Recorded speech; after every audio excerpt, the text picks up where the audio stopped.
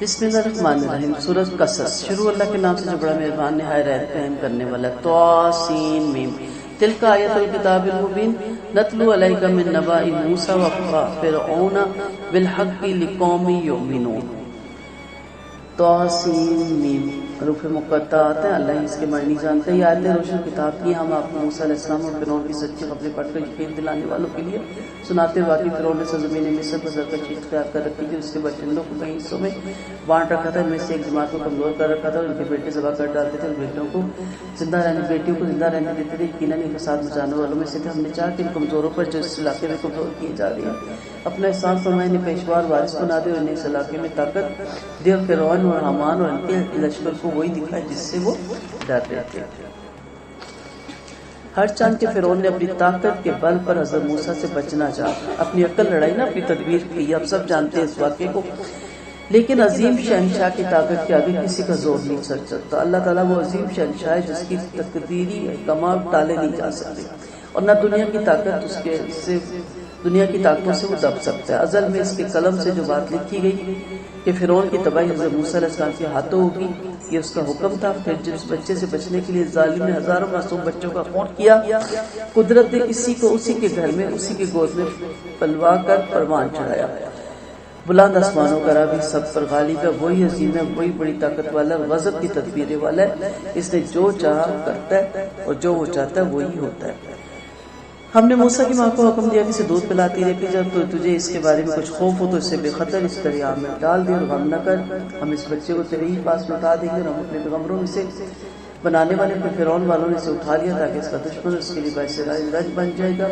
یقیناً فرعون، حامان اور ان کے لشکر والے سب خطا کار تھے۔ فرعون کی عورت نے کہا، یہ بچہ تمہاری آنکھوں میں ٹھنڈک ہے، اسے نہ مارو، شاید یہ ہمیں کوئی فائدہ پہنچائے اور ہم اسے اپنے ہی بیٹا بنا لیں اور یہ مستقبل سے بے خبر تھے۔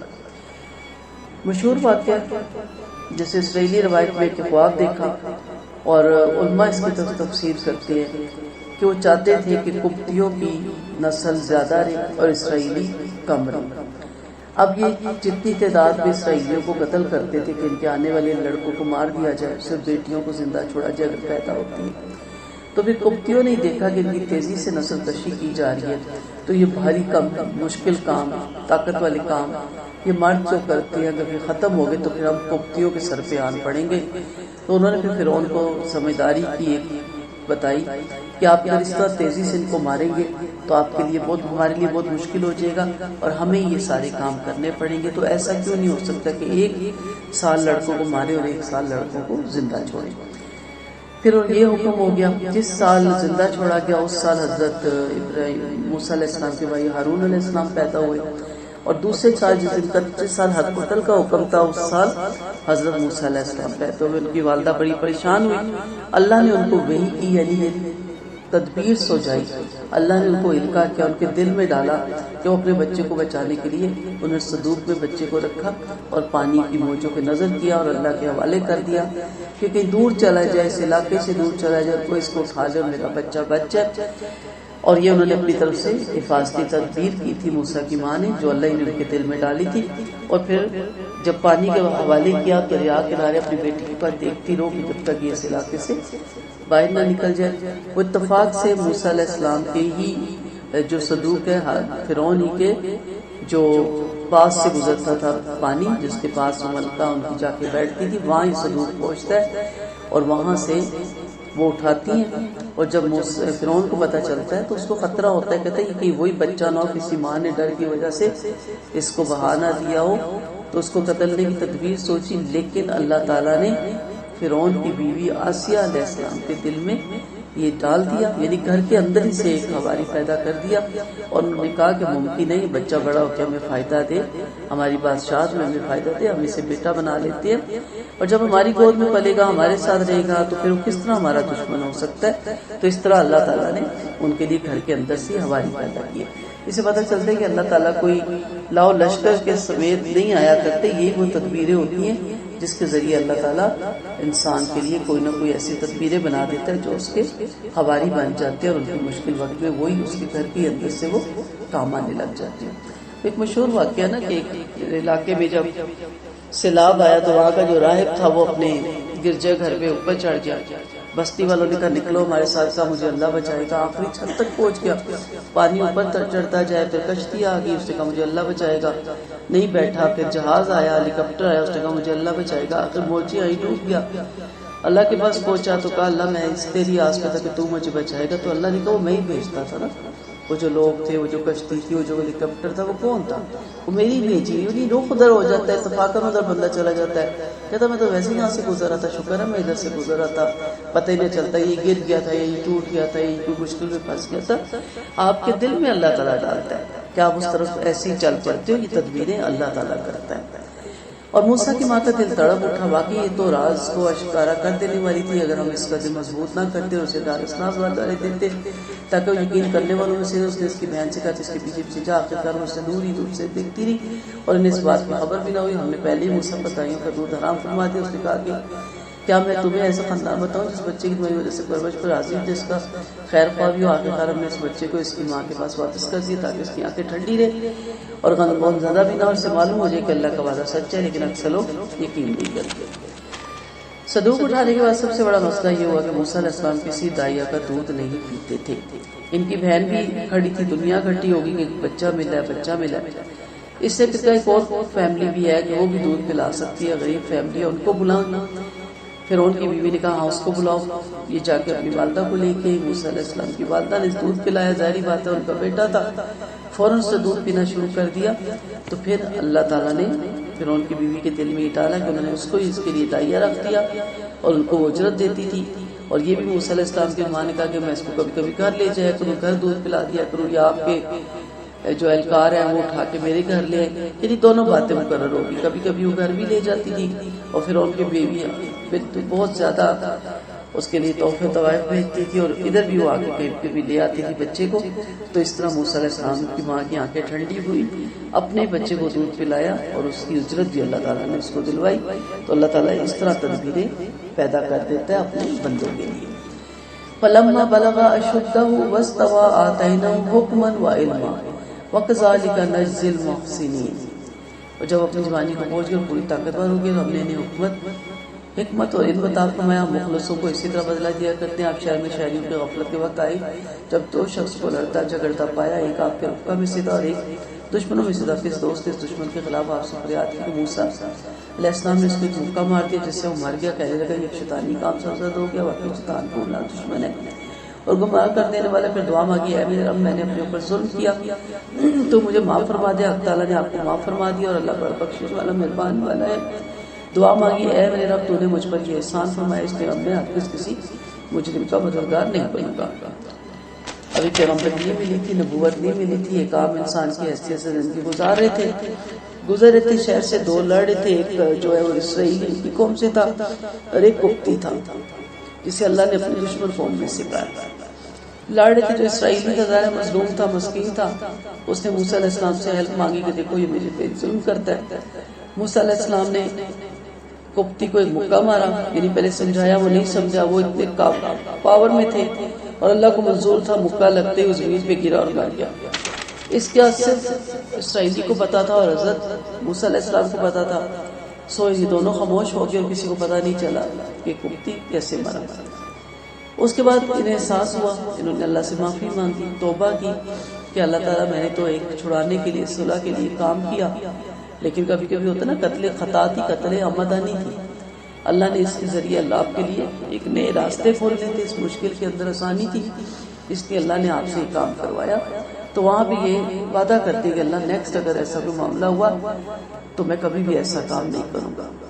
پھر آپ صبح ڈرتے ڈرتے خبریں معلوم کرنے کے لیے شہر گئے، یعنی چیک کرتے رہے کہ آواز نکلی تو نہیں، کسی کو پتا تو نہیں چلا کہ اچانک کوئی آدمی جس نے کل ان سے مدد مانگی تھی آج پھر لڑ رہا تھا۔ آپ نے سے کہا واقعی تو سراسر راہ سے بھٹکا ہوا ہے۔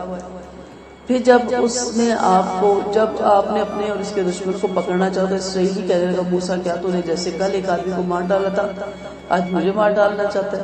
تو ملک میں ظالم اور سرکش بننا چاہتا ہے اور صلح پسندوں میں سے بننا نہیں چاہتا۔ اب اس اسرائیلی نے سمجھا کہ موسیٰ علیہ السلام غصے میں مجھے پہلے لیکچر دے رہے ہیں، ظاہری بات ہے آج میری سختی آئی، اس کو ویسی ڈر ہو گیا، وہ بھی بڑے ہی تھے کہ ان کو چھڑوائیں، کیونکہ انہوں نے تو اللہ سے وعدہ کیا تھا کہ آئندہ میں کبھی ایسا کام نہیں کروں گا۔ تو اس کے منہ سے فوراً نکل گیا اور لوگوں تک یہ خبر پہنچ گئی کہ کل جو قبطی مرا تھا اس کو مارنے والے حضرت موسیٰ علیہ السلام تھے۔ ظاہری بات ہے قبطی فرعون کے خاندان میں سے تھا، ان کے قبیلے میں سے تھا، اور یہ چیز بڑی ہی سخت تھی کہ ان کے بندے کو ایک اسرائیلی نے مار دیا تھا۔ شہر کے سب سے دروازے والے گوشے سے ایک شخص بھاگا آیا۔ اس نے کہا موسیٰ علیہ السلام آپ کے بارے میں سردار قتل کر دینے کا مشورہ کر رہے، اس لیے آپ یہاں سے بھاگ جائیے، میں آپ کا خیر خواہ ہوں۔ کوئی بھی تھا ہم نہیں جانتے، لیکن اللہ نے اس کو اتنا پسند کیا اس بات کو کہ قرآن میں اس کا ذکر آ گیا، نام اللہ جانتا ہے۔ اس نے فوراً آ کے کہا موسیٰ علیہ السلام مجھے آپ سے محبت ہے، میں آپ سے ہمدردی کرتا ہوں، میں آپ کو یہ مشورہ دیتا ہوں کہ لوگوں تک پتہ چل گیا کہ کتنے کو مارنے والے آپ ہیں، سو اپنی آپ کو خطرے میں نہ ڈالیں، اپنی جان بچائیں اور یہاں سے نکلنے کی کریں۔ آخر آپ خوفزدہ ہو کر احتیاط سے دیکھتے بھالتے یہاں سے نکل کھڑے ہوئے، دعا مانگی اے میرے رب مجھے ان ظالموں سے بچا لے، اور جب مدین کی طرف متوجہ ہوئے تو فرمایا مجھے توقع ہے کہ میرا رب مجھے سیدھی راہ دکھائے گا۔ جب آپ مدین کے پانی میں پہنچے تو وہاں پانی پلانے والے لوگوں کی ایک جماعت پائی، جن کے پیچھے دو عورتوں کو بھی دیکھا کہ وہ جانوروں کو روکے ہوئے کھڑی ہے۔ پوچھا کیا بات ہے، کیوں اپنے جانور روکے ہوئے کھڑی؟ انہوں نے جواب دیا کہ جب تک یہ تمام چروائے واپس نہ چلے جائیں ہم اپنے جانوروں کو باقی پانی نہیں پلا سکتے، ہمارے والد بوڑھے اور ضعیف ہیں۔ آخر آپ نے ان کے جانوروں کو پانی پلا دیا، پھر چھاؤں میں جا بیٹھے اور دعا مانگی اے میرے رب میں اس بھلائی کا جو تم میری طرف اتارے محتاج ہوں۔ سفر کیا، بہت نعمتوں میں پلے ہوئے تھے، بڑی مشکل تھا ان کے لیے سفر کرنا، اللہ کے بھروسے پہ چل پڑے اور مدین کی طرف اللہ نے ان کے دل میں ملکہ کیا، مدین کی طرف انہوں نے رخ کیا۔ پیدل چلتے ہوئے پہنچے ایک کنویں کے پاس، وہاں بیٹھ کے اتنے میں گروہ آتا ہے، کنویں سے پانی اپنی بکریوں کو پلاتا ہے، اپنے ریوڑ کو۔ کچھ بچیاں ینگ لڑکیاں بھی اپنے ریوڑ کو لیے ایک طرف کھڑی رہتی ہیں۔ جب وہ سارے پلاتے رہتے ہیں اور شور و غل بھی کرتے ہیں اور اوور بھی ہوتے ہیں لڑکیوں کو دیکھ کے، تو یہ بڑے پریشان ہوتے ہیں، پوچھتے ہیں کہ تم کیوں نہیں پانی پلاتی ہو؟ کہا کہ جب تک یہ پلا کے چلے نہ جائیں سارے ہم اس وقت تک پانی نہیں پلائیں گے۔ تو انہیں بڑا رحم آیا ان پہ، وہ اٹھے اور انہوں نے اٹھ کے ڈول بھرا اور ایک ہی ڈول میں اتنا پانی بھر کے دیا کہ ان کے ساری بکریوں نے پانی پی لیا۔ وہ گھر چلی گئی۔ جب گھر جاتی ہیں تو آپ پیچھے سے ایک درخت کے نیچے ٹیک لگا لیتے ہیں اور وہاں پہ آپ یہ دعا پڑھتے ہیں جو اللہ تعالیٰ نے آپ کے دل میں ڈالی، ربی انی لما انزلت علیہ من خیر فقیر۔ اس کے بارے میں علماء کہتے ہیں، ظاہر حدیث نہیں ہے کہ بیٹیوں کے رشتے کے لیے بھی دعا پڑھی جا سکتی ہے، چلتے پھرتے آپ پڑھیں، اور ہر چیز کے لیے یہ دعا مانگی جا سکتی ہے، میرے رب میں اس بھلائی کا جو تو میری طرف اتارے محتاج ہوں، ہر بھلائی کے محتاج ہم اللہ ہی کی طرف ہیں۔ اور ٹیک لگا کے بیٹھ کے فجاءته احدهما تمشي على استحياء قالت ان ابي يدعوك ليجزيك اجر ما سقيت لنا۔ اس سے پتہ کیا چلتا ہے کہ نیکی کبھی ضائع نہیں جاتی۔ پھر ان دونوں میں سے ایک لڑکی آپ کے پاس چل کر شرماتی ہوئی آئی، کہنے لگی میرے والد آپ کو بلا رہے ہیں تاکہ آپ نے جو ہمارے جانوروں کو پانی پلایا اس کی مزدوری دے دے۔ پھر جب آپ ان کے پاس پہنچے اور انہیں اپنا سارا واقعہ سنایا تو انہوں نے فرمایا آپ کو یہ اندیشے کی بات بھی، تم ظالموں سے بچ کر نکل آئے ہو۔ دونوں بچیوں میں سے ایک نے کہا ابا جان آپ انہیں مزدوری پر مقرر فرما لیجیے، کوئی بہترین مزدوری کر سکتے جو طاقتور بھی ہیں اور امانتدار بھی ہیں۔ فرمایا ان دونوں بچیوں میں سے کسی ایک کا نکاح تم سے کرنا چاہتا ہوں، بشرطیہ تم 8 سال تک میرے پاس کام کرو، اگر 10 سال پورے کر لو تو تمہاری مرضی ہے، میں تم کو مشقت میں ڈالنا نہیں چاہتا، تم مجھے انشاءاللہ نیک لوگوں میں سکھاؤ گے۔ آپ نے جواب دیا بہت اچھا، یہ بات میرے اور آپ کے درمیان پکی ہوگی، ان دونوں مدتوں میں سے جون سی بھی مدت میں پوری کروں، مجھ پر کوئی زیادتی نہیں، ہماری ان باتوں پر اللہ گواہ ہے اور کارساز ہے۔ جب بچیاں جلدی پانی پلا کے پہنچتی ہیں تو شعیب علیہ السلام پوچھتے ہیں کہ آج جلدی کیسے آگے، تو سارا واقعہ سناتی ہیں۔ تو کہا ان کو لے کے آؤ تاکہ میں اس کو اجرت دوں۔ پھر وہ آتی ہیں، کہا جاتا ہے کہ بہت حیا کے ساتھ، یہاں سے بھی پتہ چلتا ہے کہ حیا عورت کے اندر اللہ تعالیٰ نے ودیت کی اور یہ اس کا حسن ہے۔ حیائی عورت کو خوبصورت بناتی ہے، شرماتی بھی، حیا دار تھی، اور حضرت عمر رضی اللہ عنہ کی روایت میں اپنے چہرے کو بھی ڈھانپے ہوئی تھی۔ کچھ نے کہا کہ منہ پہ آدھا نقاب تھا، آدھا منہ کھلا ہوا تھا۔ تو وہ آتی ہے اور پردہ دار تھی۔ فرمایا میرے والد محترم نے آپ کو یاد فرمایا ہے تاکہ وہ آپ کو اجرت دے۔ شعیب کون تھے؟ کہا جاتا ہے یہ وہی تھے جن کو مدین والوں کی طرف رسول بنا کے بھیجا گیا تھا۔ اس کی دلیل یہ ہے کہ جب سلمہ بن سعد عزی رحمۃ اللہ علیہ کی خدمت گرامی میں وفد بن کر آئے تو آپ نے ان الفاظ سے ان کا استقبال فرمایا، قوم شعیب کو اور موسیٰ علیہ السلام کے سسرال والوں کو مرحبا ہو کہ تمہیں ہدایت کی توفیق ملی۔ پھر موسیٰ علیہ السلام کو مزدوری مقرر کی گئی اور بیٹی سے نکاح کا بھی اجازت دی گئی اور حق مہر کیا مقرر ہوا. ظاہر ہے موسیٰ علیہ السلام خالی ہاتھ وہاں سے نکلے تھے 8 سال، اور حضرت شعیب علیہ السلام نے کہا کہ 8 سال حق مہر کی مدت ہے کہ تم یہاں رہو گے، ہمارے ریوڑ چڑھاؤ گے، اور 8 سال جب پورے ہو گئے تو آپ اپنی بیوی اور اپنی فیملی لے کو یہاں سے چلے جاؤ گے، اور اگر زیادہ مدت کرو تو بھی تمہاری مرضی. موسیٰ علیہ السلام نے کہا 8 سال تمہارے اور میرے درمیان عہد ہو گیا، اگر میں چاہوں تو اس سے زیادہ بھی کروں گی، میں اپنی خوشی سے کروں گا. نبی کریم صلی اللہ علیہ وسلم کی حدیث سے ہمیں پتہ چلتا ہے کہ آپ نے 10 سال پورے کیے تھے. پھر جب 10 سال پورے ہوتے ہیں تو آپ پھر اپنی بکریوں کو، اپنے ریوڑ کو، اپنے بیوی بچوں کو لے کر وہاں سے نکل کھڑے ہوتے ہیں. فلما قضا موسیٰ الاجل وسار بأہلها آنس من جانب الطور نارا. پھر جب موسیٰ نے مدت پوری کر لی اور اپنی اہلیہ کو لے کر چل پڑے تو آپ نے کوئی طور کی جانب آگ دیکھی. اپنی اہلیہ سے فرمایا تم یہاں ٹھہرو، میں نے آگ دیکھ لی ہے، شاید میں وہاں سے تمہارے لیے راستے کی خبر نہ ہو یا آگ کی کوئی چنگاری لے آؤں تاکہ تم تاپ لو. پھر جس وقت آپ آگ کے قریب آئے تو اس برکت والی جگہ میں میدان کے دائیں طرف سے ایک طرف سے آواز دی گئی، موسیٰ میں اللہ رب العالمین اور تم اپنی لکڑی ڈال دو. کہ جب آپ نے اسے سانپ کی طرح متحرک دیکھا تو پیٹ پھیر کر بھاگے اور پیچھے مڑ کر بھی نہیں دیکھا. آواز آئی موسیٰ آگے بڑھو، ڈرو نہیں، یقیناً تم امن ہی میں ہو. تم اپنے ہاتھ کے ربان میں ڈالو، بغیر کسی آیت کے سفید اور برف نکلے گا. خوف سے بچاؤ کے لیے اپنا بازو اپنی طرف ملا لو، یہ دونوں معجزے تمہارے لیے تمہارے رب کی طرف سے فرعون اور اس کے سرداروں کی طرف ہے، یقیناً وہ فاسق لوگ. یعنی اب آپ کی عمر 40 سال کے قریب پہنچ چکی تھی اور اب آپ کو نبوت اللہ نے دی، جس کے لیے اللہ تعالیٰ یہ سارے کام کر رہا تھا اور یہ سارے پلاننگ کر رہا تھا. اب وہ پائے تکمیل کو پہنچنا تھا. اور اب حضرت موسیٰ علیہ السلام کو کوئی طور پہ کہتے نا لینے گئے یار مل گئی پیغمبری، یہ محاورہ مشہور ہے. اب اپنے کام کے لیے گئے تھے راہ ڈھونڈنے کے لیے، تو اللہ نے آپ کو آخرت کی راہ سجا دی اور اللہ نے آپ کو ید بیضا اور عصا معجزے کے طور پہ دیا. قال ربی انی قتلت منهم نفسا فاخاف یقتلونی. بولے اے میرے رب، میں نے ان میں سے ایک شخص کو مار ڈالا تھا، مجھے خوف ہے کہ مجھے اس کے بدلے میں قتل کر ڈالے گا، اور میرے بھائی ہارون کو جو مجھ سے زیادہ صاف زبان میں میرا مددگار بنا کر میرے ساتھ بھیج کر میری تصدیق کرے. مجھے اندیشہ ہے کہ تمام فرعونی مجھے بلائیں گے. فرمایا ہم تمہارے بھائی سے تمہارا باس مسئول فرما دیں گے، تم دونوں کو اپنے معجزے سے غلبہ عطا کریں گے، ان کی تم تک رسائی نہ ہوگی، تم اور تمہارے ماننے والے ہی غالب آئیں گے. انہیں اپنا وہ گناہ یاد آ گیا، لرزش بھول یاد آ گئی کہ میں نے تو بچانے کے لیے، چھڑانے کے لیے اسے ایک مکہ مارا تھا، وہ جگہ پہ مر گیا تھا اور میں اسی لیے وہاں سے بھاگا تھا. اب جب میں 3 سال کے بعد واپس جاؤں گا تو مجھے پکڑ کے مار دیں گے. سو میرے بھائی کو بھی میرے ساتھ وزیر بنا. اللہ نے ان کو بھی نبوت دی اور اللہ نے یہ بھی وعدہ ان کو بتایا کہ وہ کچھ بھی کر لیں تم تک رسائی وہ حاصل نہیں کرے گی، کیونکہ پیچھے اللہ تعالیٰ کی ان کی ٹیک. پھر جب ان کے پاس موسیٰ علیہ السلام ہماری صاف صاف نشانیاں لے کر آئے تو یہ کہنے لگے تو محض کھڑا ہوا جادو ہے، ہم نے تو یہ بات اپنے اگلے باپ دادوں کے زمانے میں سنی نہیں. موسیٰ علیہ السلام نے کہا میرا رب اسے خوب جانتا ہے جو اس کے پاس سے ہدایت لے کر آتا ہے اور جس کے لیے آخرت کا انجام اچھا ہوتا ہے، ظالم کبھی کامیاب نہیں ہوتے. عمریں ان کی لمبی تھی، آیتوں سے پتہ چلتا ہے. مال کی ان پہ فراوانی تھی، بادشاہت ان کو ملی بھی تھی، اپنے آپ کو یہ الہ سمجھتے تھے، اس لیے ان کے لیے بڑی انوکھی باتیں تھی کہ ہم نے مرنا ہے، اس دنیا کو چھوڑنا ہے اور دنیا کے بعد دوبارہ اٹھائے جانا ہے. کیونکہ جب یہ مرتے بھی تھے تو اپنے ساز و سامان کے ساتھ ان کو ہیرے جواہرات کے ساتھ ان کو دفنایا جاتا تھا. اس صدی میں ایک ممی ملی، واللہ علم، کوئی کہتا نمرود کی ہے، کوئی کہتا نمرود کی بیوی کی، جبکہ نمرود کے بارے میں ہم نے سنا کہ اس کو مچھر نے کس طرح کر دیا تھا، کاٹتے کاٹتے بالکل وہ ختم ہو گیا تھا. تو زیورات سے لدی ہوئی ممیز ہیں، یعنی دانت وغیرہ تو ان کے نکل آئے جیسے ایک مردے کے ہوتے ہیں ایک ممیز کے، لیکن زیور اپنی جگہ قائم ہے، جس کے لیے انسان لڑتا ہے. ایک مشہور روایت حضرت عیسیٰ علیہ السلام کی جانتے ہیں نا، اپنے 2 بندوں کو لے کے تبلیغ کرتے ہوئے جا رہے تھے، آگے سونے کی اینٹ نظر آئی، تینوں کی نظر پڑی. عیسیٰ علیہ السلام سمجھ گئے کہ ان دونوں کی لالچ سے پڑی.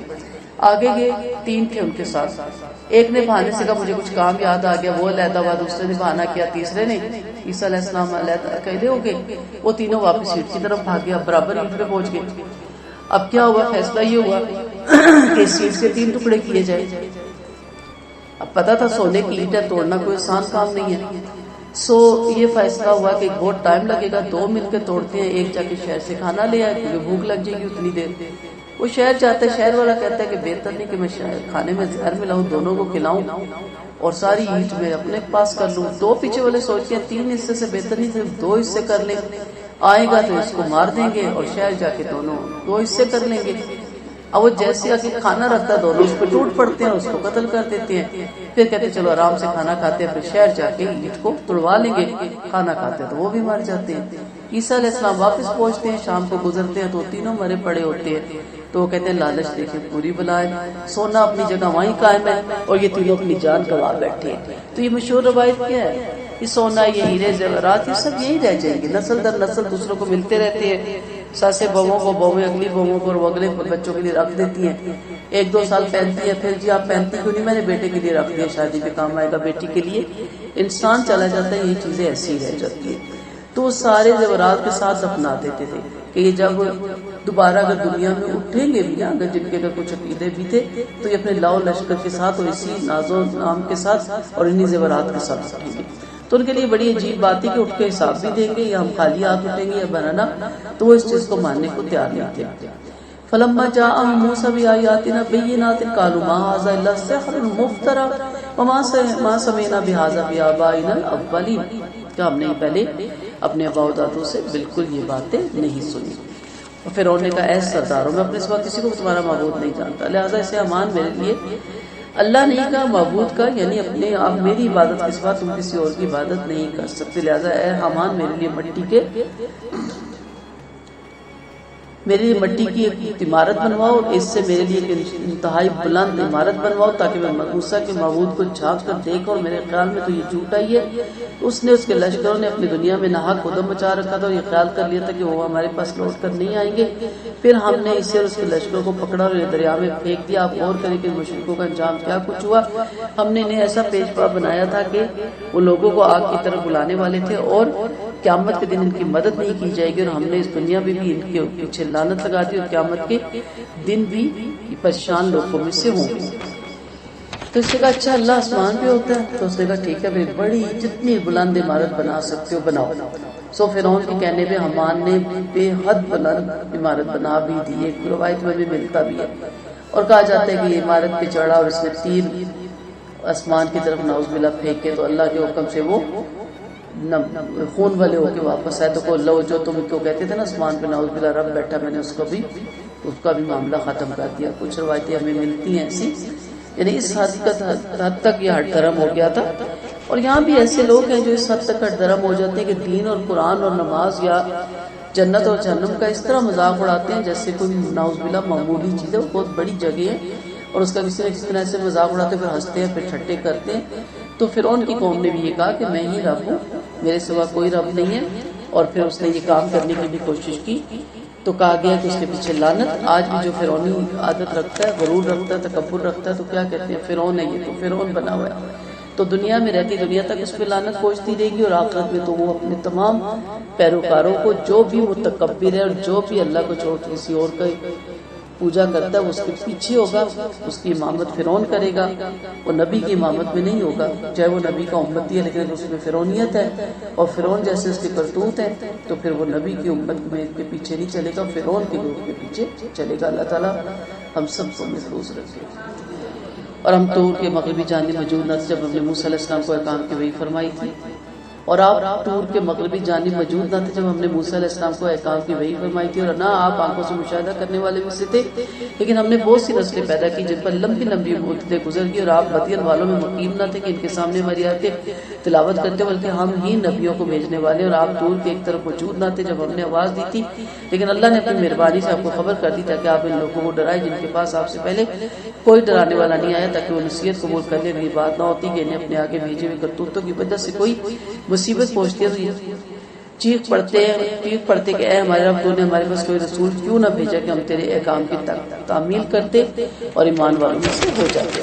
یعنی جتنے واقعات اللہ کے نبی سنا رہے تھے اتنے پرفیکٹ تھے، اتنے تفصیل کے ساتھ تھے کہ یہودی اور نصارہ کے لیے بہت بڑی عبرت تھی، کیونکہ یہ ایک اہل علم اتنے طریقے سے یہ سارے واقعات سنا سکتا تھا۔ یہاں بھی دیکھ لیں جنہوں نے تقابل ادیان پڑھا ہوتا ہے اور وہ کتنی تفصیل سے واقعات پیغمبروں کا قصہ سناتے ہیں، جبکہ ہمارے عام جیسے پوری تفصیل نہیں جانتے، کہیں نہ کہیں کچھ رہ جاتا ہے۔ تو پھر پڑھے لکھے کو پتا ہوتا ہے، کچھ سوال ہوتے ہیں، پھر ہم پڑھے لکھے سے پوچھتے تو کہتے ہیں نہیں ایسے نہیں، ایسے تھا، آپ کہتے ہیں اچھا آج میں کلیئر ہوئی۔ اسی طرح یہودی اپنی کتاب کے بارے میں اور ان کے جو امام تھے وہ بہت تفصیل سے جانتے تھے، اور کفار مکہ میں تو بالکل ہی کچھ چیز کا پتہ ہی نہیں تھا، وہ مشرکین تھے۔ جب آپ صلی اللہ علیہ وسلم نے یہ ساری باتیں بتائی تو ایسے بتائی جیسے وہاں کھڑے ہیں اور اپنی آنکھوں سے دیکھ رہے ہیں۔ تو یہ سارے اللہ تعالیٰ کے احسانات اور نبی کریم صلی اللہ علیہ وسلم کے معجزات ہی تھے۔ کہا تم اس طرح ان کو سنا رہے ہو جیسے وہاں کھڑے ہو، جبکہ ایسے تمام موقعوں پہ تم وہاں کھڑے نہیں تھے، لیکن سنا ایسے رہے ہو جیسے اپنی آنکھوں سے ایک معاملہ ہوتے ہوئے دیکھ رہے ہو۔ یہ بھی نبی کریم صلی اللہ علیہ وسلم کی ایک نبی ہونے کی بہت بڑی نشانی تھی۔ فلما جاءهم الحق من عندنا قالوا لولا اوتي مثل ما اوتي موسى اولم يكفروا بما اوتي موسى من قبل قالوا سحران تظاهرا وقالوا انا بكل كافرون۔ پھر جب ان کے پاس ہمارے پاس سے سچائی آ پہنچی تو بولے انہیں ایسے معجزے کیوں نہ دیے گئے جیسے موسیٰ کو دیے گئے تھے؟ کیا انہوں نے معجزوں کا انکار نہیں کیا تھا جو ان سے پہلے موسیٰ کو دیے گئے تھے؟ یعنی جب موسیٰ علیہ السلام پہ معجزے آئے 9 نشانیاں تھیں بہت بڑی بڑی، ان 2 ید بیضا اور ہاتھ کے چمکنے کے علاوہ 9 معجزات جو بڑی پاپولر ہیں اور قرآن میں بڑی تفصیل سے لکھے گئے، وہ ملنے کے باوجود ہی کیا کرتے تھے؟ پھر موسیٰ علیہ السلام کو جھٹلاتے تھے۔ اب جب نبی کریم صلی اللہ علیہ وسلم کو نبوت ملتی ہے تو یہودی کیا ڈیمانڈ رکھتے ہیں، اور کفار مکہ بھی، مشرکین مکہ بھی، کہ ایسے معجزے دیے جائیں جو موسیٰ علیہ السلام کو دیے جائیں کہ ہم آنکھوں سے دیکھیں۔ تو کہا جب موسیٰ کو یہ معجزے دیے گئے تو تم نے کیا کیا؟ انہوں نے کہہ دیا یہ دونوں جادوگر ہیں اور ایک دوسرے کی مدد کر رہے ہیں، اور کہہ دیا کہ ہم تو ان میں سے کسی کو بھی نہیں مانتے۔ آپ فرما دیں کہ تم سچے ہو تو اللہ کے پاس سے بھی تم کوئی ایسی کتاب لے آؤ۔ دونوں جادوگر ہیں، یعنی موسیٰ اور ہارون بھی اس کی طرف بھی اشارہ ہے، اور نبی کریم صلی اللہ علیہ وسلم کی طرف بھی کہ وہ بھی جادوگر تھا اور یہ بھی نعوذ باللہ جادو ہی لے کر آئے۔ کہا اچھا تم سچے ہو تو اللہ کے پاس سے تم بھی ایسی کوئی کتاب لے آؤ جو ان دونوں سے زیادہ روشنی والی ہو، میں اس کی پیروی کر لوں گا۔ پھر اگر آئیے آپ کی درخواست قبول نہ کرے تو یقین کر لیجیے یہ اپنی خواہشوں کے پیروکار ہے، اور اس سے بڑھ کر کون گمراہ ہوگا جو اللہ کی روشنی کو چھوڑ کر خواہش پرست بن جائے۔ یقیناً اللہ ایسے ظالموں کو راہ نہیں دکھاتا۔ بلا شبہ ہم ان کے لیے برابر کلام بھیجتے رہیں گے تاکہ نصیحت مان لیں۔ قرآن کے مقابلے میں کوئی بھی کتاب کتنی ہی پرفیکٹ نہ بنائی جائے، کتنی ہی زبردست کیوں نہ لکھی جائے، کتنی ہی اس کی فضیلت کیوں نہ، اور کتنا ہی اس کو پڑھ کے لوگ دین کی طرف کیوں نہ آئے، قرآن کے مقابلے میں اس کو نہیں لا کے کھڑا کیا جا سکتا۔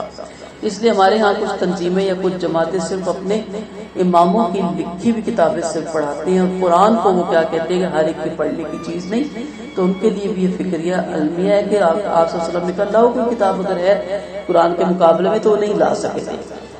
ٹھیک ہے بہترین کتابیں لکھی جاتی ہیں، لیکن اس کا یہ مطلب نہیں ہوتا کہ ہم وہ کتابیں آگے کر لیں، اور اس میں کیا ہوتا ہے ہمارے امام ان کے مطابق فتاوے، ان کے مطابق صرف وہ حدیثیں اکٹھی کی گئی جو ان کے فرقے کو، ان کی جماعت کو پروموٹ کرتی ہیں، جبکہ قرآن اور حدیث کی جو کتابیں جیسے صحیح مسلم ہے، جو بخاری ہے، وہ قرآن اللہ اور رسول کے بارے میں مکمل تفصیل بتاتی ہے۔ تو پیورٹی نمبر 1 میں کیا ہونا چاہیے؟ قرآن کو ترجمے اور تفسیر اور تجوید کے ساتھ سمجھایا جائے، پھر اس کو عمل میں ڈالنے کے لیے ترغیب دی جائے، اور سیرت النبی کو پڑھایا جائے، اور اس کے ساتھ بخاری یا مسلم کی تمام حدیثوں کو سٹیپ بائی سٹیپ اس کی بھی شرح بتائی جائے۔ لیکن ہمارے یہاں جتنے بھی آپ وہاں جا کے پتہ کریں 10 سالہ کورس 8 سالہ کورس، میں ان کو کرٹیسائز ناؤز بلا نہیں کر رہی، وہ جتنا کچھ سیکھ سکتے ہیں ہم نہیں، لیکن وہ باقی چیزوں پہ اتنا زور دیتے ہیں، صرف و نحو اور پتہ نہیں کیا کیا چیز، اور کتنے سالوں کے کورس، لیکن قرآن کے اوپر ان کا اتنی توجہ نہیں ہوتی۔ یہی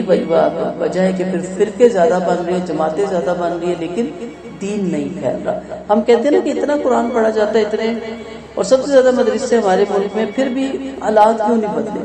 حالات اس لیے نہیں بدلے کہ ہر ایک نے اپنے فرقے اور جماعت کا دین پڑھا ہے۔ اللہ اور اس کے رسول کا لایا ہوا دین جس دن آپ پڑھ لیں گے تو سب سے پہلے تو فرقہ ہی ختم ہو جائے گا، اور فرقوں سے نکل کے انسان سیدھا سیدھا ایک مسلمان ہو جائے گا۔ نبی کریم صلی اللہ علیہ وسلم کو تسلی دی گئی، یعنی اگر آپ یہ بات قبول نہ کریں اور حق کی پیروی نہ کریں تو آپ یقین مانیں یہ بلا کسی سند کے خواہش پرست ہیں، اور اس سے بڑھ کے کوئی گمراہ نہیں ہو سکتا جو بلا کسی دلیل کے جو اللہ کی کتاب سے لی گئی ہو اپنی خواہش کا پیروکار ہو۔ یقیناً اللہ ایسے ظالموں کو سیدھی راہ کی رہنمائی نہیں فرماتا۔ الذین آتیناہم الکتاب من قبلہ ہم بہ یؤمنون وإذا یتلی علیہم قالوا آمنا بہ انہ الحق من ربنا انا کنا من قبلہ مسلمین۔ جن کو ہم نے اس سے پہلے کتابیں دی وہ قرآن پہ بھی ایمان لاتے ہیں، اور جب انہیں وہ پڑھ کر سنایا جاتا ہے تو کہتے ہیں ہمارا اس پر ایمان ہے، واقعی سچی کتاب ہے ہمارے رب کے پاس سے، ہم نے اس سے پہلے ہی مسلمان فرما بردار تھے۔ انہی کو ان کے صبر کے بدلے دوہرا ثواب ملے گا۔ نیکی سے برائی کو دور کرتے اور ہماری دی ہوئی روزی میں سے خرچ کرتے رہتے اور جب بیہودہ باتیں سنتے ہیں اس سے منہ موڑ لیتے اور کہہ دیتے کہ ہمارے عمل ہمارے لیے اور تمہارے عمل تمہارے لیے، تم پر سلامتی، ہم جہنم کی راہ کے طالب نہیں۔ اس کی شان نزول میں کہا جاتا ہے کہ یہ آیتیں نجاشی کے سامنے جب پڑھی گئی تو نجاشی نے اس کام قبول کیا تھا۔ یہ سورہ یاسین کی آیتیں پڑھ کے سنائی گئی تو یہ رونے لگے تھے اور اسلام انہوں نے قبول کر دیا تھا۔ آپ صلی اللہ علیہ وسلم کا فرمان ہے 3 شخصوں کے لیے دوہرا اجر ہے۔ اہل کتاب کو جب اپنے نبی پر ایمان لائیں پھر مجھ پر ایمان لائیں تو اس کو دوہرا اجر ملتا ہے، ایک اپنے نبی پر ایمان لانے کا اور ایک مجھ پر۔ غلام کو جس نے اللہ کا حق اور اپنے مالک کا حق ادا کیا اسے بھی دوہرا اجر ملتا ہے، اور اس شخص کو جس کے پاس ایک لونڈی تھی اس نے اسے اچھا ادب اور تہذیب سکھا کر آزاد کر دیا یا پھر اس سے نکاح کر لیا، اس کے لیے بھی دوہرا اجر ہے۔ اصل یہ کس لیے حدیث لائی گئی کہ اہل کتاب ہیں عیسائی جب وہ اسلام قبول کرتے ہیں تو ان کو دوہرا اجر ملتا ہے، ایک تو حضرت عیسیٰ علیہ السلام پر ایمان لانے کا کیونکہ یہودی حضرت عیسیٰ کو نہیں مانتے، اور پھر اس کے بعد نبی کریم صلی اللہ علیہ وسلم پر ایمان لانے کا۔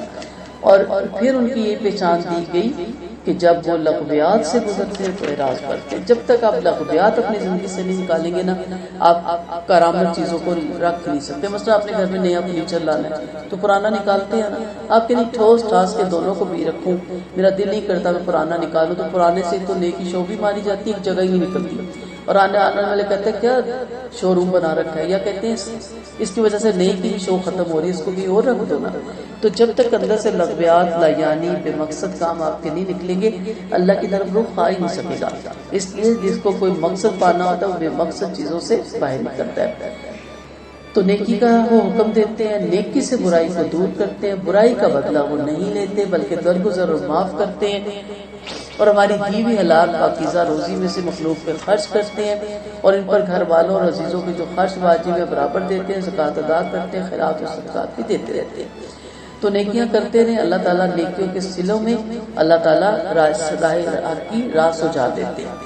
اللہ والے بری مجلسوں اور برے لوگوں میں نہیں ملتے بیٹھتے، انسان اپنے دوست کے دین کے ہوتا ہے، پتہ لگ جاتا ہے کہ آپ کی دوستیاں جن لوگوں کے ساتھ آپ کی دوستیاں انہی سے آپ پہچانے جاتے ہیں کہ اگر وہ خاتون، اسی لیے کہا گیا نا کہ آپ صلی اللہ علیہ وسلم کا فرمان ہے کہ تہمت کی جگہ سے بھی بچو، ٹھیک ہے۔ اب آپ وہ ویسے نہیں ہیں لیکن اس جگہ پہ جاتے ہیں، بیٹھتے ہیں، ٹائم پاس کرتے تو کہتے ہیں پھر اس کی بھی نیچر ایسی ہوگی، ویسے اس نے لبادہ اوڑھ رکھا ہے، ویسے اس نے گون پہن رکھا ہے، دیکھو ذرا اس کے تعلقات کیسے لوگوں کے ساتھ ہیں۔ تو ایسی جگہوں پہ ایسی مجلسوں میں اٹھنے بیٹھنے سے انسان کا ایمان تو کمزور ہوتا ہی ہے، اس کا کردار بھی مشکوک ہو جاتا ہے، اور پھر اس سے کوئی بات سننے کا روادار نہیں ہوتا۔ اس لیے میں ہمیشہ اپنے اسٹوڈنٹس کی بھی تربیت کرتی ہوں، گھر گھر برقعے پہن کے پھرنا، آپ بہت اچھی ہیں، بہت نیک ہیں، میں جانتی ہوں، مجھ سے زیادہ اللہ اس کا رسول اللہ جانتا ہے آپ کے دلوں کا حال، لیکن ایک نشانی بھی تو اللہ اس کے رسول نے بتائی ہے نا۔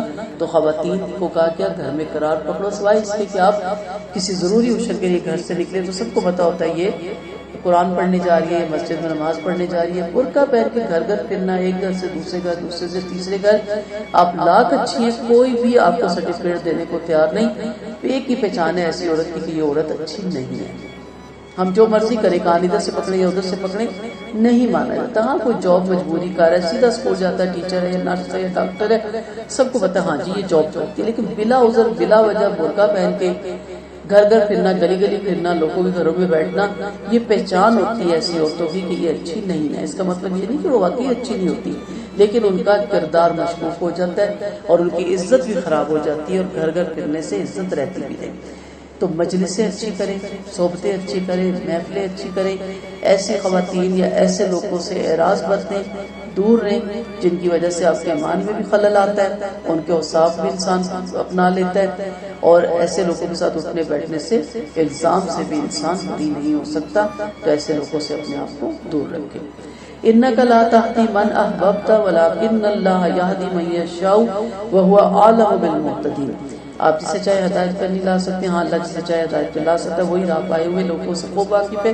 انہوں نے کہا اگر ہم آپ کے ساتھ ہو کر ہدایت کی پیروی کر لیں اور اپنے ملک سے اچک لیے جائے، کہ آپ نے انہیں حرمت والے اور امن والے حرم میں جگہ نہیں دی جہاں یہ ہر قسم کے پھل کھجے چلے آتے جو ہمارے پاس بطور روزی کے ہیں، لیکن ان میں سے اکثر لوگ بالکل ہی جاہل ہیں۔ ہم نے وہ سیاسی بستیاں تباہ کر دی جن کے باشندے اپنے عیش و عشرت میں اترائے ہوئے تھے، یا ان کے گھروں میں جو ان کے بعد تھوڑی سی بات ہوئے تھے، ہم ہی وارث سے آپ کے اور آپ کی یہ شان نہیں کہ وہ بستیوں کو ہلاک کر دے تاکہ ان میں سے ایک بڑی بستی میں کوئی رسول نہ بھیج دے، انہیں ہماری آیتیں پڑھ کر نہ سنائیں۔ اب بستیوں کے حالت میں ہلاک کرتے ہیں جب ان کے باشندے ظالم بن جاتے ہیں۔ حجت تمام کیے بغیر اللہ تعالیٰ کسی کو موت کا وقت نہیں آئے گا، تاکہ کل ایک بندہ جا کے یہ نہ کہے کہ اللہ تعالیٰ میرے پاس حق پہنچا ہی نہیں، تو میرے پاس حق پہنچاتا تو دیکھتا میں کتنے زیادہ عمل کرتا۔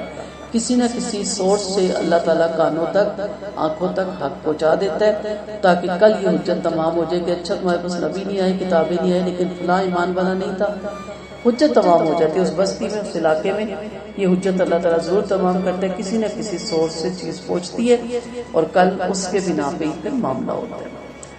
ہوتا کیا، سب کچھ پہنچ جاتا ہے، ہم چھوڑ نہیں سکتے کیونکہ دنیا میں دل لگایا ہوا ہے۔ وما اوتیتم من شیء فمتاع الحیاۃ الدنیا وزینتها وما عند اللہ خیر وابقی فلا تعقلون۔ تمہیں جو چیز دی گئی وہ دنیاوی زندگی کا سامان اور اس کی رونق ہے، جو اللہ کے پاس ہے وہ بہتر اور پائیدار ہے، کیا پھر بھی تم عقل سے کام نہیں لیتے؟ پھر کیا وہ شخص جس سے ہم نے اچھا وعدہ کر لیا تھا، جسے وہ پانے والا اس کی طرح ہو سکتا ہے، جس کو ہم نے دنیاوی زندگی کا چند روزہ فائدہ دے رکھا اور پھر وہ قیامت کے دن حاصل کیا جائے؟ بارہا دنیا کی ناپائیداری بتائی جا رہی ہے، اس سے ضرور فائدہ اٹھائے، خوبصورت ہے، اچھی بھی لگتی ہے، اچھا پہنے، اچھا کھائیں، دل مت لگائیں۔ دنیا کی عقارت بتائی گئی، اس کی ناپائیداری بتائی گئی، اس کی خوبصورتی، اس کی ہر چیز زوال پذیر ہے، اس کی ہر بہار کو زوال آنا ہے، لیکن اللہ کے نیک بندوں کے لیے آخرت میں وہ عظیم اور پائیدار نعمتیں کیا اختیار رکھی ہیں کہ ان کے مقابلے میں دنیا کی کوئی حقیقت نہیں ہے۔ تو اللہ تعالیٰ سورۃ نحل میں فرمایا جو تمہارے پاس ہے فنا ہو جائے گا، جو اللہ کے پاس ہے وہ کبھی فنا نہیں ہوگا۔ وما عند اللہ خیر، جو اللہ کے پاس نہیں تھے وہ نیک لوگوں کی خیر و برکتوں سے بھرپور ہے، انہیں کو آخرت کی نعمتیں ملے گی جو دنیا کی نعمتوں میں رہ کے ان نعمتوں کا صحیح استعمال کرتے ہیں، انہیں بھی ملے گی جن دنیا کی نعمتیں میسر ہی نہیں آئی، لیکن اس کو نہیں ملے گی جس کو میسر نہیں آئی یا میسر آئی، لیکن دونوں صورتوں میں وہ اللہ سے غافل ہو گیا۔ نہیں ملی تو واہ بیلا نہ شکرا پن اور غلط راستے پہ چلا گیا، غیروں کے در کھٹکھٹانے لگ گیا، مل گیا تو غرور آ گیا، تکبر آ گیا، فرعون بن گیا اور اسی سے دل لگا لیا۔ سو اس کا ملنا یا نہ ملنا کوئی اللہ تعالیٰ کا انعام اور احسان نہیں ہے، دونوں صورتوں میں آزمائش ہے۔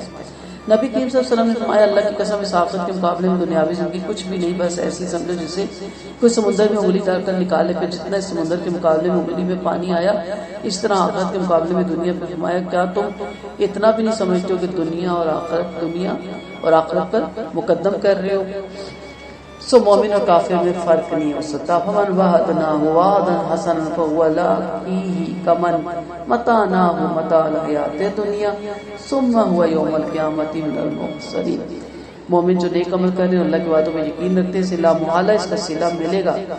کیسے ہو سکتا ہے اس صلے میں زندگی لگا دے؟ کتنا فرق ہے حضرت سمیہ علیہ السلام اور حضرت یاسر علیہ السلام اور حضرت فاطمہ اور حضرت عائشہ اور بعد کی عورتوں میں۔ اگر انہوں نے ان کو یقین نہیں تھا نہ ہوتا تو وہ اتنی زندگیاں لگاتی، طاق کرتی اس کام میں۔ یہ کیسے ہو سکتے کہ آپ اللہ سے ڈر سے باوضو بھی رہتے ہیں، باپردہ بھی رہتے ہیں اور اپنی عزتوں کی حفاظت بھی کرتے ہیں اور دل نہیں لگاتے اور اپنا حق تک چھوڑنے کو تیار ہے، اور دوسرا موج مستی کر اور وہاں جا کے برابر ہو جائے؟ پھر تو میرا عقیدہ خراب ہو جاتا ہے نا۔ ایسا نہیں ہے، جو اللہ اور اس کے رسول سے غافل ہے وہاں اللہ تعالیٰ اس سے غفلت کر دیں گے، جو اللہ رسول سے محبت کرتا ہے اللہ تعالیٰ اس کو وہاں پہ بہترین صلہ دیں گے، اور اسی صلے کی امید پہ انسان یہاں بہت سی چیزوں سے درگزر کرتا ہے۔ وَيَوْمَ يُنَادِيهِمْ وَيَقُولُ أَيْنَ شُرَكَائِيَ الَّذِينَ كُنتُمْ تَزْعُمُونَ قَالَ الَّذِينَ حَقَّ عَلَيْهِمُ الْقَوْلُ رَبَّنَا هَؤُلَاءِ الَّذِينَ أَغْوَيْنَاهُمْ كَمَا غَوَيْنَا تَبَّرْنَا إِلَيْكَ وَمَا كَانُوا إِيَّانَا يَعْبُدُونَ۔ جس دن اللہ مشرک سے پکار کو فرمائے گا تم نے جن کو اپنے گمان میں میرے شریک ٹھہرا رکھا تھا وہ کہاں ہیں جن پر عذاب کی بات واجب ہو چکی؟ وہ کہیں گے اے ہمارے رب یہ وہی ہیں جن کو ہم نے بہکایا، ہم نے انہیں اس طرح بہکایا کہ جس طرح ہم خود بہکائے گے۔ ہم ان سے تیری سرکار میں دستبردار ہوتے ہیں، ہماری عبادت نہیں کیا کرتے، کہا جائے گا کہ آپ اپنے شریکوں کو آواز دے کر بلاؤ، سو چیخ چیخ کر بلائیں گے، کیا کہیں گے مشکل کشا ہے، داتا ہے، سخی ہے، غوث، لیکن وہ وہاں کوئی جواب نہیں ملے گا، اور عذاب کا اچھا یہاں بھی نہیں ملتا، وہاں کیا ملے گا؟ اور عذاب کا معائنہ کر لیں گے، کاش یہ لوگ راہ پا لیتے ہو جس دن اللہ نے پکار کر پوچھے گا تم نے نبیوں کی کیا بات مانی تھی؟ اس روز ان سارے ہیلے بہانے گم ہو جائیں گے، وہ آپس میں ایک دوسرے سے پوچھ بھی نہ سکیں گے۔ آج جس نے توبہ کر لی، مان لیا اور نیک عمل کیے، یقین ہے کہ وہ نجات پا جائے گا، لیکن دنیا میں وہاں نہیں۔ تو سب سے پہلا سوال ہمارا رسالت کے بارے میں ہی ہوگا، توحید کے بارے میں، یہ سوال نبوت کے بارے میں، یعنی تم نے پیغمبروں کے ساتھ کیا معاملہ کیا، ان کی رسالت مانی یا نہیں مانی۔ توحید اور رسالت کے بارے میں قبر میں سوال کیا جاتا ہے، تیرا رب کون ہے، تیرا نبی کون ہے، تیرا دین کون ہے؟ مومن کہتے ہیں لا الہ الا اللہ محمد رسول اللہ، اور کافر افسوس کر کے کہتے ہیں مجھے نہیں معلوم، اس وجہ سے قیامت کے دن کے پاس سوائے خاموشی کے کوئی جواب نہ ہوگا، کیونکہ جو دنیا میں اندھا رہا وہ آخرت میں بھی اندھا رہے گا اور آج سے پھینکا ہوا ہی رہے گا۔ اس وجہ سے خالق کے حق نے فرمایا یعنی اس سے حجتیں کٹ جائیں گی، ان کے دماغوں سے ہر عذر غائب ہو جائے گا، قیامت کے دن حسب نسب رشتے ناطے کا کوئی سوال ہوگا۔ آج جس نے توبہ کر کے ایمان لا کر نیک عملوں میں مصروف رہا یقیناً وہ قیامت کے دن نجات پا جائے گا۔ یہ بات اللہ کے فضل اور کرم سے لامحال ہو کر رہے گی۔